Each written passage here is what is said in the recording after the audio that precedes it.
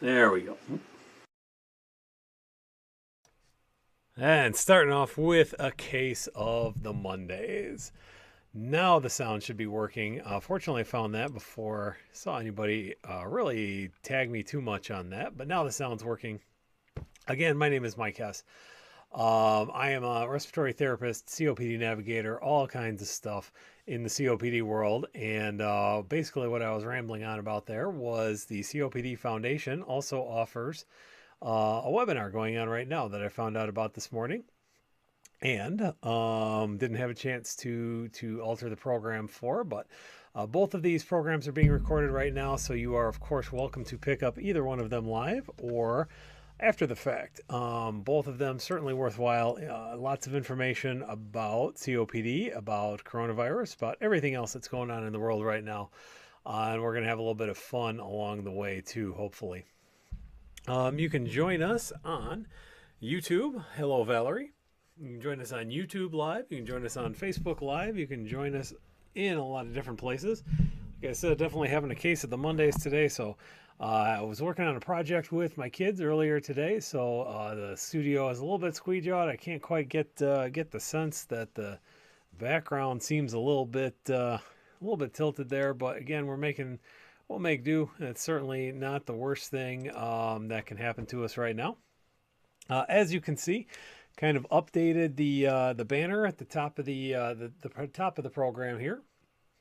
I'm calling this being social from a distance week. My good friend John Linnell, who is also mentioned at the top of the program, reminded me that we are going against the COPD Foundation right now as far as programming time with their live webinar.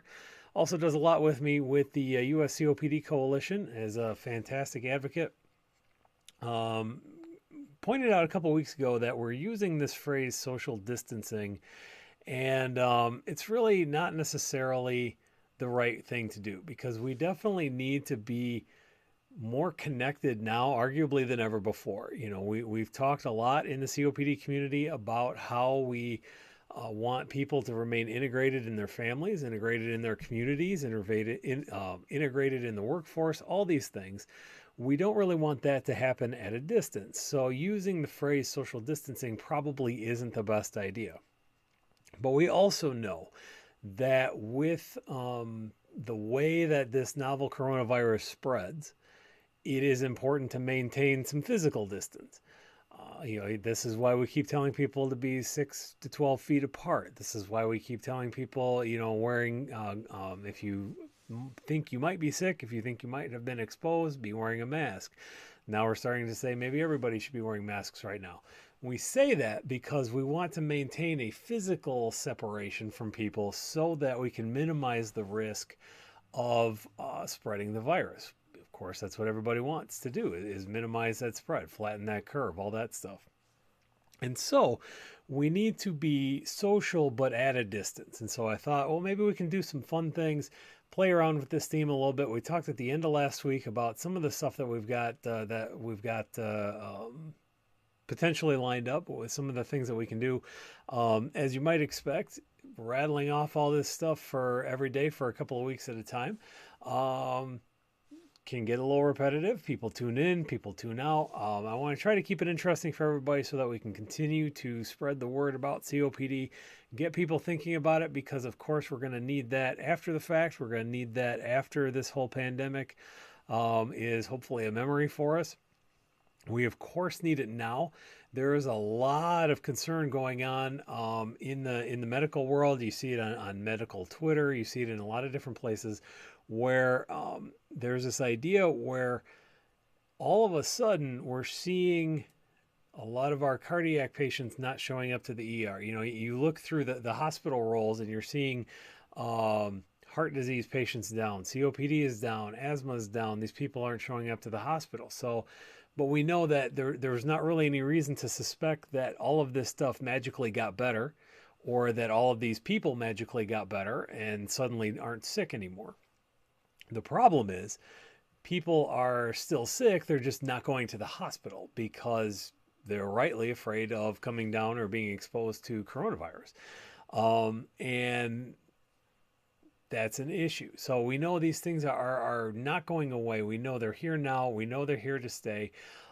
We need to continue to draw attention to that. And the best way to do that is to spread resources, share resources like the COPD Foundation webinar, like this program. Hopefully you find it worthy. Like our pages, like all these, the videos, share them with friends, family, other people in your circles. Keep pushing all of this information out there so that we can be speaking together with one voice and making it a very loud one. So let's see. Before we get too into a lot of the stuff going on today, so as I mentioned, we've got saying hello to John, saying hello to Valerie, checking in a couple of different places around the globe these days. You can catch us on, we started off on Facebook Live, and that's arguably where still our home base is because we have a Facebook group called COPD Navigator. We have our page called COPD Navigator, which I am very honored to report has added about almost 300 people in the last couple of weeks. So that's been fantastic. I'm very gracious and gratified by the trust that you're placing into the program here. We've also got, because I know people sometimes are a little bit reluctant to hang out on Facebook too much, we've also got a YouTube channel, which, believe it or not, also goes by COPD Navigator.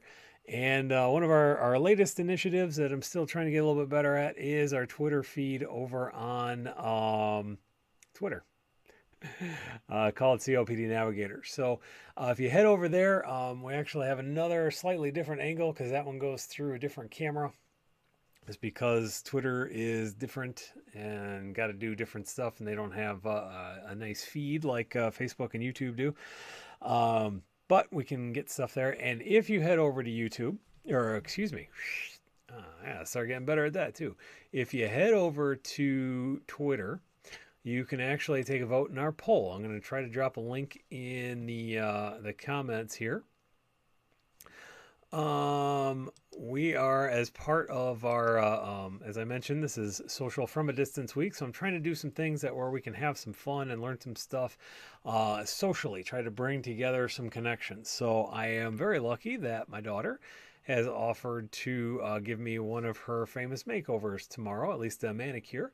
Longtime fans of the program have noticed that I tend to have some flashy kind of holographic nails, and those are a lot of fun. So we are going to be doing that tomorrow. And if you head over, as I said, to the old Twitter page, I'm going to try and copy that link, and let's see if I paste it here, what happens.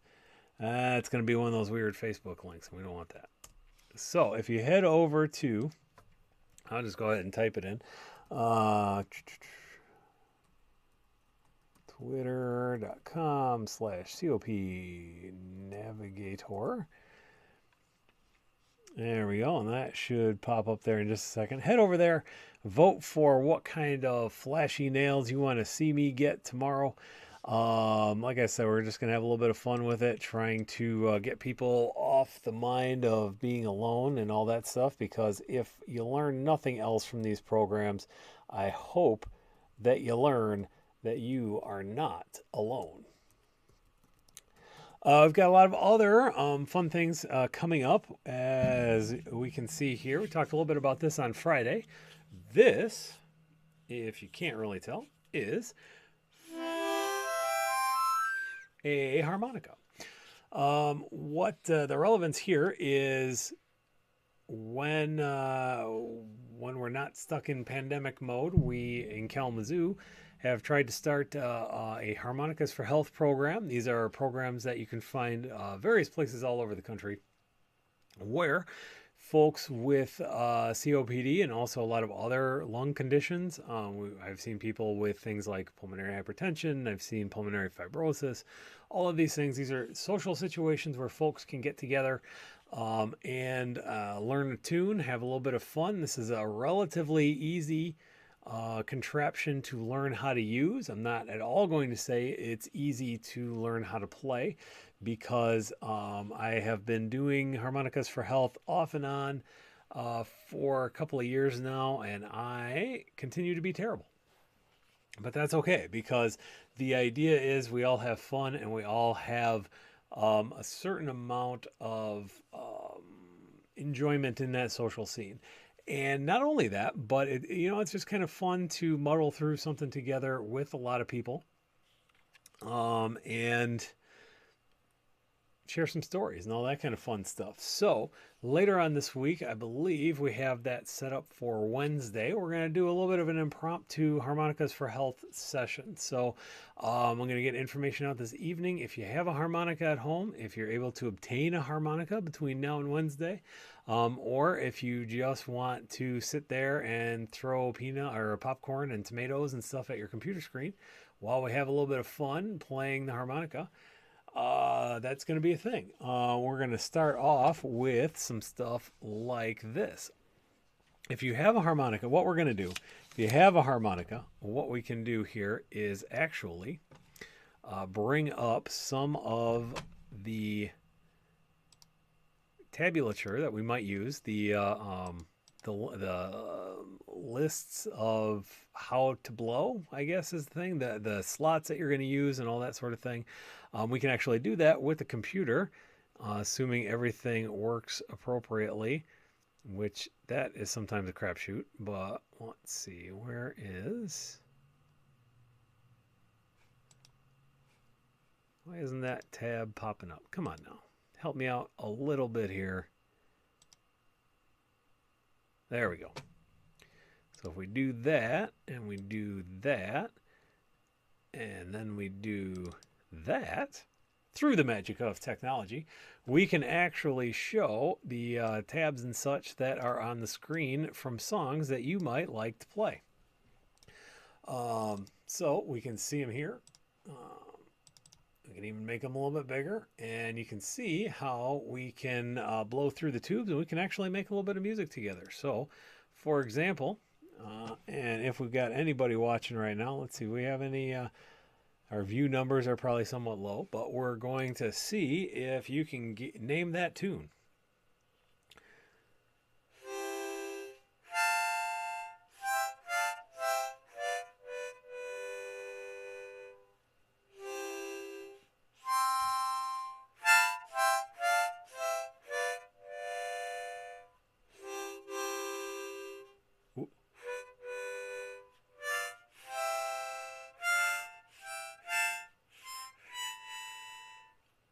That started off well, but was terrible at the end.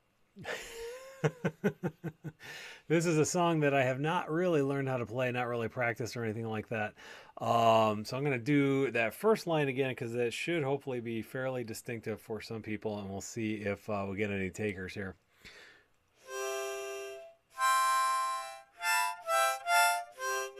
I messed it up again. We'll try one more time here.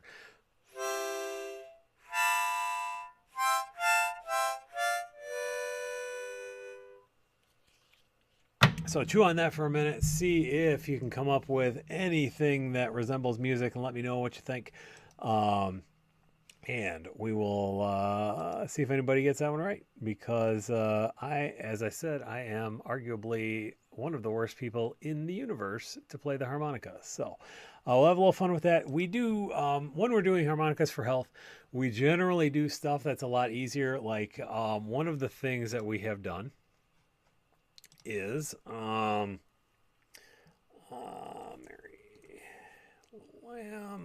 had a little lamb.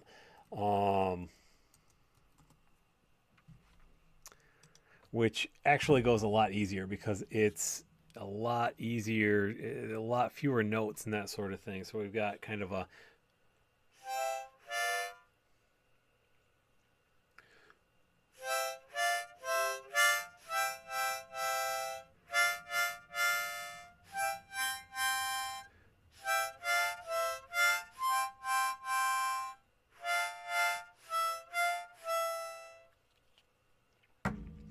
So, Mary had a little lamb. Valerie, the beauty of this thing is anybody can learn this. As you can see, I can't play either. So we have a little bit of fun with it, and we'll see what we can do with it. So that's coming up on Wednesday. We're going to see if we can get a little bit of list together, what kind of songs we might like to play. We'll try to, if there are songs that people are ready to play and all that kind of stuff, we can have a little bit of fun with that as well. One other thing that we can do here, and there's a, seems like maybe I should be doing some of my kids' homeschool assignments because that grammar was horrible. I'm just trying to pull this up real quick. A couple of years ago, this was several years ago, 2016, as a fundraiser for the COPD Foundation. I did a series of videos where we did some lip sync and all that kind of stuff. So this was one of the ones that was probably the most popular. Let's see if we can go full screen on that, and then, oh, it's already, yeah, there we go. So I thought I was going to have to change into the double click a thing, but this was a video that we did. This was the famous/infamous Baby Got Back from Sir Mix-a-Lot from the early to mid 90s novelty rap genre. So this was a little bit of fun. This was back in one of my old offices back on campus there before we had to shut everything down and everything else. So Thursday, I'll be looking for a new song to lip sync because apparently that's another thing we can do, kind of the quarantine lip sync here. That's enough of that here. We can do the quarantine lip sync, which is kind of a thing in a couple of different places. So we're gonna turn that off. Get back to the normal screen. So we're gonna have a little bit of fun with a throwback lip sync for lungs. And have a little bit of fun with that. Hopefully it'll be fun for you. Usually pretty fun for me. Hopefully we can get a little bit of a kick out of that too. And then Friday, at the suggestion of my lovely and talented wife, Kelly, who is a nurse practitioner dealing with metabolic and bariatric medicine, we're going to do Fitness Friday. We're going to have slightly still to be determined exactly what that's going to look like, but we're going to have some fitness tips. We're going to do a little bit of exercise together, and we're going to have a little bit of fun with that stuff. So that's what we're looking at this week. Social from a Distance week, only here on COPD Navigator House Calls. So be looking for that. If you have some tips, if you want to have some fun, drop them in the comments, drop some suggestions in the comments. Let me know what you want to see. Let me know what you think. Let me know if I'm way off my rocker. Let me know if you like what we're doing. So I'm going to have a shout out to, Valerie's asking what time Wednesday. So we're doing all of these at 4 p.m. Eastern Standard Time. For those folks in this era, standard time. I wish it was standard time. This daylight savings time is just dumb. 4 p.m. Eastern Daylight Time in the States. Over in the UK, we're looking at about 5 o'clock p.m. or 2000 hours, I guess. Greenwich Mean Time. And for everybody else, it's somewhere in between. So 4 p.m. Eastern Standard Time, our usual time. This is when we've been doing all these since the dawn of the quarantine era a couple of weeks ago. We've been doing all these pretty consistent time. You know, of course, depending on tech things or some other stuff going on, we might be 10 minutes off here and there, but we will be continuing on this schedule for a little while. Certainly, we're gonna be doing this live every day through the end of April. Certainly, that's when our in Michigan, our stay-at-home order is extended to right now. We're starting to see in our neck of, it's a funny thing. The stats are a funny thing. You know what they say, lies, darn lies, and statistics. In the state as a whole, our new cases are starting to level off a bit. The mortality rate's starting to level off a little bit. That's not to say that things are not still increasing. We still have we have new cases every day. We have not hit a true plateau, but we are kind of cresting a little bit. But in my immediate area, we're on the other side of the state from Detroit. So our peak has been a bit delayed and we're starting to peak up quite a bit locally. So I don't know exactly what the next few weeks are going to bring, but we're going to have some fun and try to face them together and come out stronger on the other side. So, also want to say hello to Kathy checking in today. Like the song "Mad World," very appropriate. Can't argue with that. I think that popped up. I think that was on the list from a couple years ago. Um, yeah, I can't quite. I must have closed out that link, but yeah, that's a good one. We got a lot of good ones out there. We got Land of Confusion we did a while back. We're also checking in from essentially the other side of the planet, down in the land down under. Zero cases yesterday in his area. We are definitely seeing globally. We're starting to see a little bit of a slowdown, or a little bit of at least a plateau.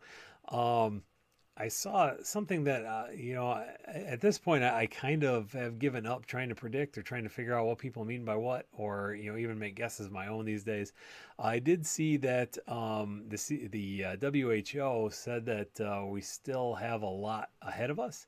So I don't. Maybe they have some data we're not looking at. Maybe I know there's a lot of controversy surrounding the World Health Organization right now, and how much they minimize things at the beginning, and how much other governments have minimized things at the beginning, or how much we can rely on a lot of this data. I don't know. So I don't know exactly what they're looking at. I'm not going to discount it because I learned that lesson already, and I'm not discounting anything when it comes to this bug. So also want to send a shout out to I know a couple of people, and I know of a couple of people who have been directly affected by this bug, who are dealing not only with it professionally right now, obviously, as many of my respiratory therapy friends are, but on the other side of the stethoscope as well. So please, everybody, be sending your positive thoughts to all those frontline clinicians out there, as well as the people in the ICUs, the people who are separated from their loved ones and everything else. So, but with that, let's move on to a little bit of happier talk. Always nice to be realistic, but always nice to have a little bit of entertainment value too, I suppose. One of as I mentioned at the top of the program today, it's 420 in the U.S. currently. I know Russell checking in. It's I think at this point it might even be Tuesday, Tuesday by now. But and in certain aspects of the culture, 420 is a shorthand for smoking marijuana. And so I get a lot of questions about that these days, as we see a lot of the relaxation of a lot of the rules and regulations surrounding marijuana. We see a lot of people who are looking at this as different than cigarettes, or better than cigarettes.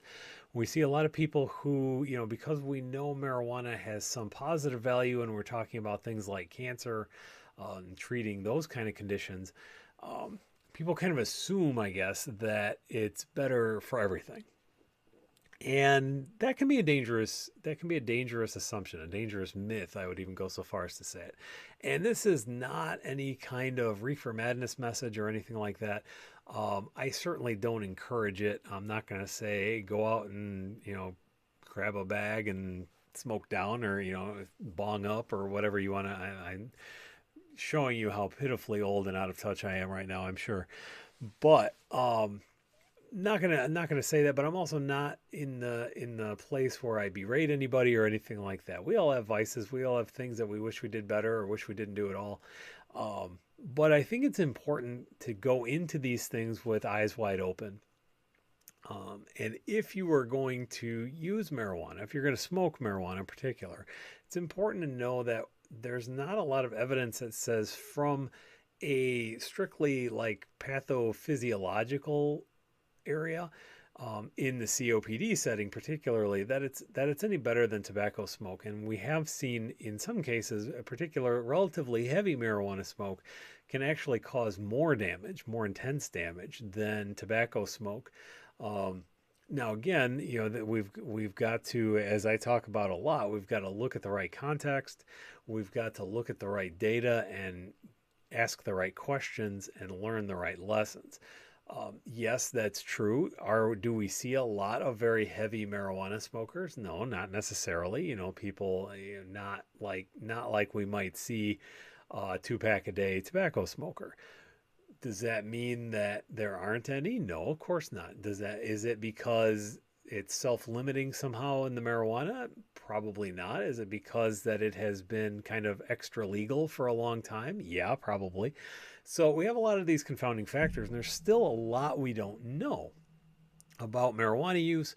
There's a ton we don't know about electronic cigarette use. We know that that data is looking worse and worse by the day. Where in some cases, maybe in a short-term thing, it might be a little bit better than tobacco smoke, but generally speaking, it's probably not any better. Over the long haul, and it's concerning when we see like teenagers and stuff start picking it up because they assume it's safer. So those kind of things are concerning.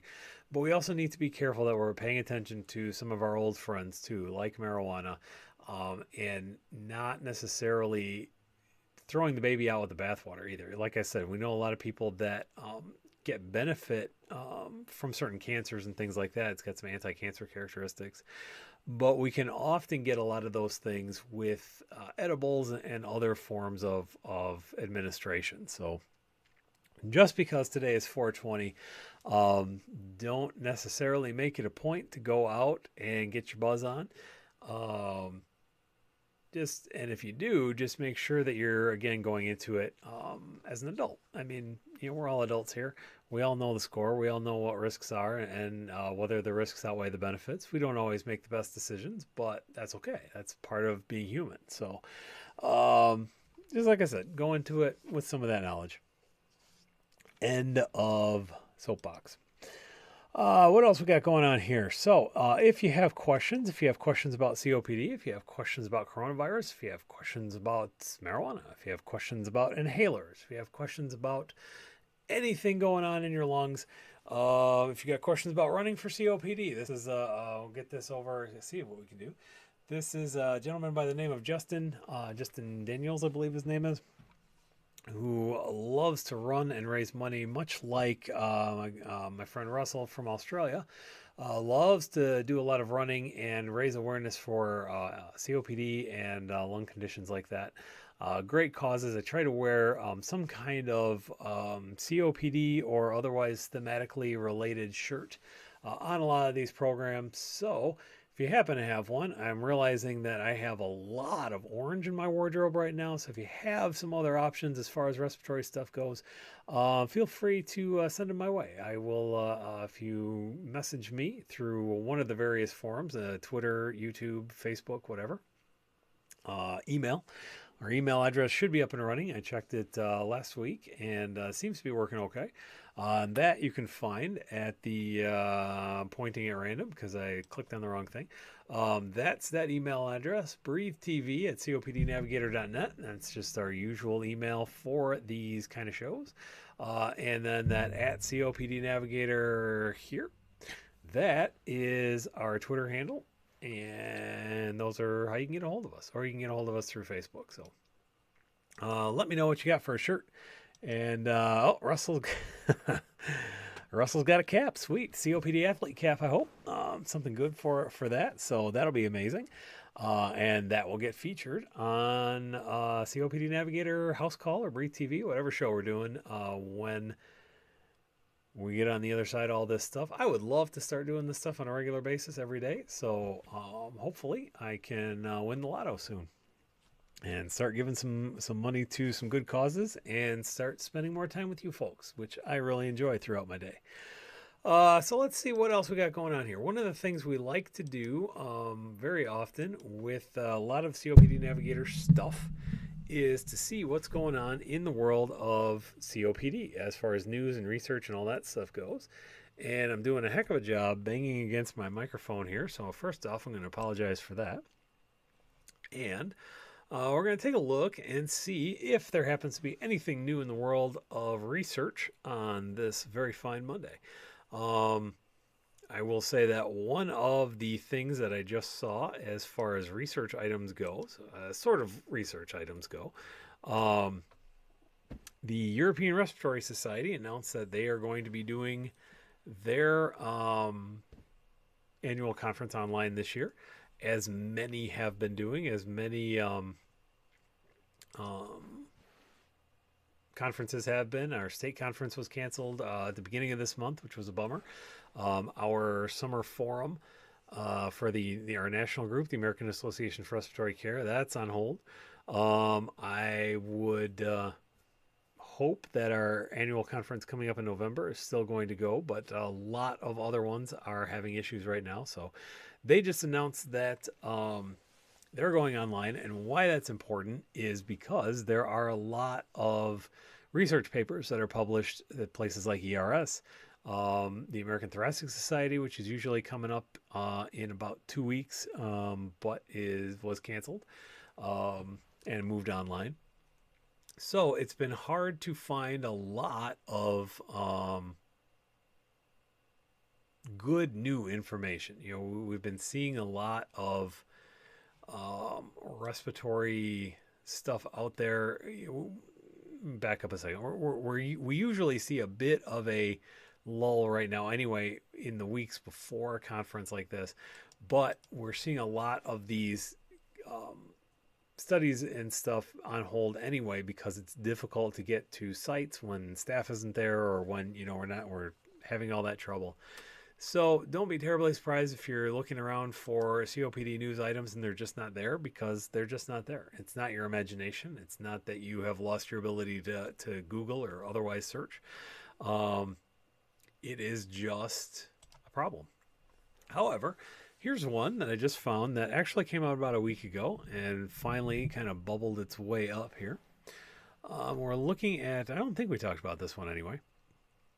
We're looking at this idea. This article is published on the American Journal of Managed Care and talks about analyzing changes in frailty among patients with COPD. So, this idea that well, just like kind of it says on the tin, if you're frail, if you have lung disease, you might end up being a little bit more frail because you're not getting the nutrition that you need, you're not getting the exercise that you might need, all those kinds of things. So this study involved investigators from Spain studying 119 patients. Let me see if I can pull this up on the, yeah, there we go. See how legible that is. Hopefully people can read that okay. So this study, get back to the actual page here, looked at 119 patients with COPD for 2 years in a row to determine their clinical outcomes and predictors of improvement in frailty status. We don't know what the exact frequency is, the incident rate. We don't know exactly how many people with COPD are considered frail. So this is, again, a good information gathering study. Patients included were between 40 and 80 years old, evaluated by a pulmonary physician at the beginning of things. Examinations continued annually for a 2-year period. So looks like 2 checkups after that. To assess the level of frailty, they looked at 5 different things. Unintentional weight loss. Again, if you have COPD and you spend all your energy shopping and cooking and preparing and all that stuff, sometimes you're just too darn tired to eat once it comes time for the meal. So that can be a problem and lead to weight loss. Also, a lot of people use more energy at baseline because you're working hard all the time to breathe. When you're working hard, you are expending more calories. Low physical activity. Again, if you're getting short of breath going to the bathroom or going to places like that, it's hard to then go back and go to the gym and stuff like that. So tying along with that, exhaustion, slow walking speed, and then low grip strength, because your muscles are some of the first things to go when you have low protein, in particular, low protein diet. And if you're not keeping up on that and you're not keeping up with the muscles, then you're going to lose grip strength. And so I lost my place here for a second. So we're looking at this frailty. After 2 years, 21 patients improved their frailty. So that's not fantastic. I know it probably was a quick scroll for a lot of folks. But out of 119, we saw 21 improve. So that's 15-ish%. I mean, it's better than none, but it's not fantastic. 17 went from pre to non-frail, and 4 went from frail to pre-fail. So we did see some improvement. 14 patients actually got worse, and the vast majority didn't change. So the only clinical outcomes that appeared to change were physical activity levels and COPD assessment scores.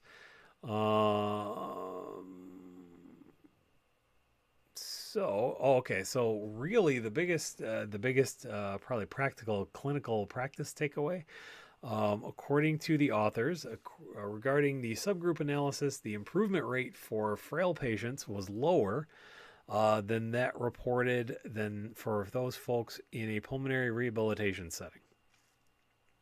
So, this is expected because these programs are highly effective at improving many components of frailty, including slowness, fatigue, weakness, and physical activity, and sometimes also include things like balance training. So, this is, although it isn't, they say it's not unexpected, and of course it's not really. It's again important to have these kind of studies because this is again information that we can use in the advocacy world, particularly the clinical advocacy world, to say, hey, we need more access to pulmonary rehabilitation. We need more programs. We need to encourage people to do stuff. We need more reasonable reimbursement from Medicare and other payers.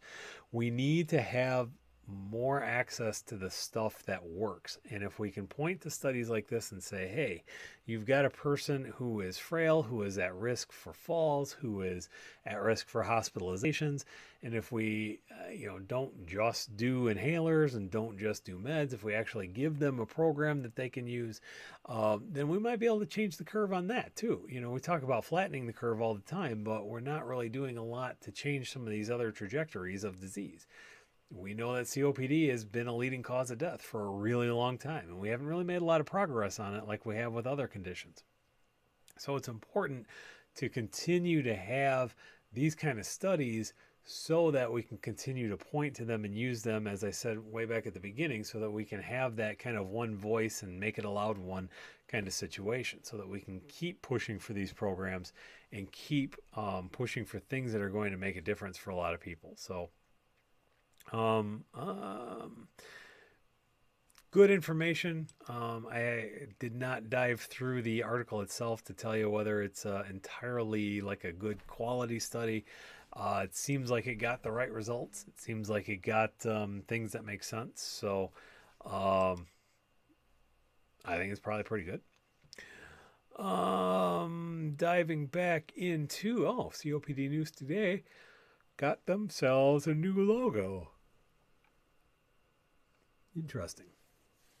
That's COPD News Today is another site that I tend to get a lot of information from, and is very easy to use at kind of a higher level kind of stuff. It again kind of summarizes a lot of stuff, so sometimes it's good, sometimes it's bad, but they tend to be fairly reliable with a lot of their information. So as I'm going through all this, I see we've had a couple of people join the feed, and if you're still around, you have some questions about respiratory stuff, or if you have questions about really anything breathing / lung related, please go ahead and get them in at your convenience while I'm chatting away here. And we'll see what else we got going on. Where else are we finding? This would also be a good time if you have suggestions for harmonica songs, if you have suggestions for lip sync songs. Let's see what all we can do together. Get those into the comments and we'll drop those off. We'll be around for about another 10 to 15 minutes or so. We'll see how things are going. What else do we have for COPD news? Quiet day, and I know a lot of folks are probably also enjoying the COPD Foundation's webinar. Had I been able to, I was kind of in a black hole all weekend, as I mentioned, working on some projects with the kids. We had a real fun time. Yesterday, played Foursquare for the first time since I was in elementary school. having a little bit of getting out in the fresh air a little bit, making sure we maintained our distance from a lot of from everybody else in the neighborhood who was trying to do the same thing. And one of the earliest, nicest days we've had. Um, it was lovely. Also, we kids and I, as you may guess, from anybody who was sticking around before, for my fantastic harmonica rendition of the theme from Star Trek, which nobody guessed. Not surprising considering my skill level or lack thereof. We are looking at doing some fun videos on YouTube just to have a little bit of fun, have a little bit of entertaining discussion where we kind of nitpick some of the Star Trek stuff that's out there. Record that. And we recorded themes on kazoos today. So again, kind of going along with the harmonica theme. We also had some kazoos going. Now, I will say the kazoo or the harmonica is slightly more tolerable, or at least melodic than the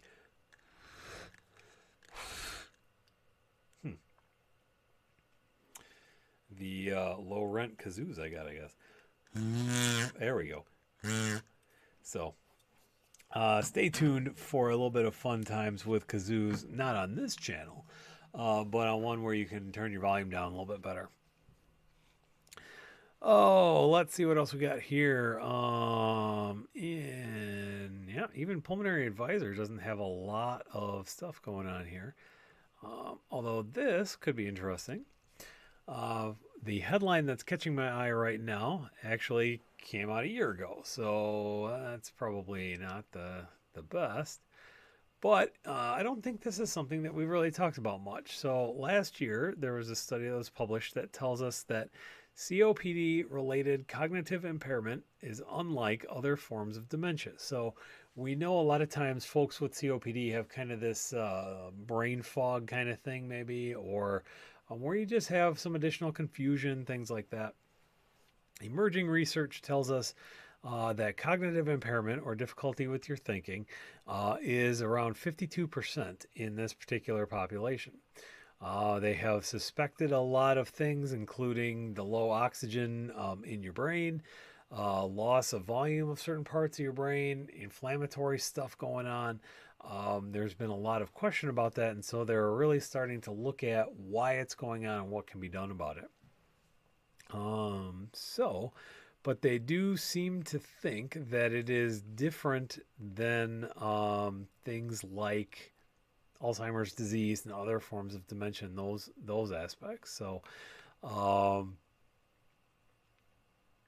guess we're not really getting into a lot of the why it's different, but so this one of the authors is talking about patients with COPD are at high risk for cognitive impairment, and reducing the risk factors and treating COPD effectively may help reduce that risk. So again, that kind of makes sense. If we're assuming that problems with cognition are developed by having low oxygen levels in the brain, for example, if we prevent those oxygen levels from getting low, then it's more likely that we're going to be able to stave off some of that decline. So how do we keep those up? Well, making sure people have supplemental oxygen, making sure people are using their therapies right now, or the right way and right now, making sure that everything is going on properly so that you can avoid some of these risk factors. And it's not just that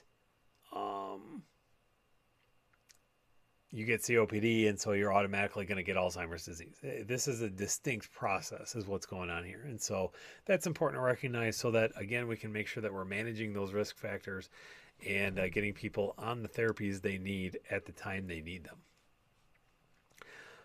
So that kind of gives you an idea of where things are. That one of the top / newest articles is a solid 10 months old right now, almost a year old. This is just kind of a quiet time in research, again, because a lot of the stuff is usually on hold anyway until the conference season starts. But we're not really going to get a lot of that this year. So hopefully we start seeing a lot more stuff soon. and keep your fingers crossed on that. So we've got again, we've got about 10 minutes to go here. If you've got some last minute questions to get in, we can certainly get those going here. Medical news today is kind of a weird place to be. Lots of, well, we won't get into my thoughts on a lot of their stuff, but tis what it is. Let's see what MedPage today has. Okay, we did that one. Treatment failure drops with antibiotics. We knew that. That's kind of the idea that we know some of the best things to do to keep flares at bay are to use antibiotics and stuff like that. Although they are not always appropriate to use, so it should be, again, it's the whole idea of context is king, right? We need to make sure that we're not just assuming that anything is going to make it better. Like any antibiotic is going to reduce everybody's risk of exacerbation. That's just not the case. Here's an interesting thing. When did this come out? So we're seeing back in January, this is actually good news. Smoking rates are down to an all-time low, which is fantastic because we also know that, for example, another thing on this same page is saying that smokers face greater risk from COVID-19, which is the disease that comes from this novel coronavirus. So if we can get people to quit smoking, we can lower the risk in that regard. However, I suspect that a lot of folks who have quit smoking have kind of shifted over to the vape pens and that sort of thing. And, again, I'm not trying to throw them under the bus or anything like that because there's still a lot we don't know about long-term effects 20, 30 years down the road because we haven't had them for 20 or 30 years. The increasing body of short-term information is not great. So it's not really something we can recommend in the vast majority of cases. There may be certain circumstances where it is appropriate. But I will take any good news we can get right now. So smoking rates are down, and that's pretty good. So not a lot of commentary coming in. I am going to hope that everybody is over at the COPD Foundation webinar and getting some good information there. I certainly wouldn't blame anybody, and I hope I actually plan to catch some of the recap myself when that is available. So we're going to go ahead and wrap things up maybe a few minutes early today. But again, I'm excited that we've got this whole idea of social at a distance week going on right now. And we've got a lot of fun stuff planned for the week. So make sure you head over to our Twitter page, and there's also a link there from our Facebook page. Cast your votes for what color is going on my nails tomorrow. They're looking pretty dull right now, but we're going to have a little bit of fun with them tomorrow. Get them jazzed up, and you can be a part of that experience. I know you're looking forward to that a lot. And don't worry, we're still going to be doing the questions and answers, so make sure that you get you're thinking about whatever questions are on your mind as far as COPD or everything else going on right now. Make sure you get a little bit of suggestions going on for our harmonica songs on Wednesday and for our lip sync for lungs flashbacks on Thursday. And then we'll see what happens on Friday as far as our fitness routine. Probably try and do something fun like we did Ring Fit Adventure the other day. Maybe a little dance, just dance, a little dance off. Maybe I can convince Kelly, my wife, to get involved in that. Can have a little bit of fun with those things, and we'll see what happens. So, I forgot to check one other place for some commentary there. Shar checking in from Canada, and also Rachel checking in. You are very welcome, and thank you for spending some of your Monday with all of us in Navigator Nation. So, with that. Not seeing a lot else come in, so we're going to go ahead and put a bow on today, wrap a bow on it, and get everybody back to the regularly scheduled program. Of course, I want to thank everybody again for stopping by today, spending some of your time with us. Please, as I mentioned before, please like, share, subscribe, all of our various channels so that we can help get more people the information they need and get some more insight for what you need. I like to remind everybody all the time I can't fix problems that I don't know about. So if there are information gaps out there, if there are things that you need to hear right now, if there are resources that all of the clinical community need to start doing a better job out there at relaying, please let me know. I can't know that unless somebody tells me because I don't have COPD. I have a lot of the stuff that I assume that I know, a lot of the barriers that I assume are a big deal, but I can very easily be wrong. So I can't fix stuff unless I know about it, and I don't know about it unless I hear it from you folks. So let me know. Like, share, and subscribe, all that fun stuff. In the meantime, please continue to stay strong, stay safe, and stay home as much as you possibly can. Make sure you're protecting yourself and your loved ones from all of the various bugs that are out there right now. I know this is tough right now. I know we're getting to the point where everybody's getting a little stir crazy. But the last thing we need is a second surge, a spike in cases, all that stuff. So just please fight those urges and continue to keep yourself safe. And until I see you all tomorrow, I would like to say just to continue to take care of yourselves and take care of each other and continue to breathe easy. We'll see you on Tuesday here on COPD Navigator House Call for another day of our Social from a Distance week. And we're going to have a real good time. So take care, everybody, and we'll see you tomorrow.